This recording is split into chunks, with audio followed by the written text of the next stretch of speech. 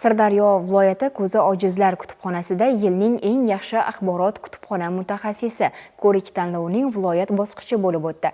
Tadbir Sirdaryo viloyati axborot kutubxona markazi tomonidan tashkil etilib, tanlovda tuman va shahar axborot kutubxona markazlarida faoliyat yuritayotgan 10 nafar mutaxassislar ishtirok etdi. Yilning eng yaxshi axborot kutubxona mutaxassisi tanlovi 4 ta shart asosida bo'lib o'tdi. Kitoblarni interaktiv usullarda targ'ib qilish, bahru bayt, kutubxonada amalga oshirilayotgan loyiha taqdimoti, test sinovida 10 nafar mutaxassislar faol ishtirok etdi.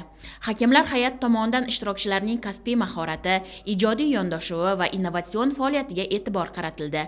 Tanlovning asosiy maqsadi axborot kutubxona mutaxassislarining kasbiy malakasini oshirish, ularning innovatsion faoliyati va ijodiy tashabbuslarini qo'llab-quvvatlash, ilg'or ish tajribalarini ommalashtirish hamda kutubxonachilik kasbining ijodiy imijini shakllantirishdan iborat bo'ldi.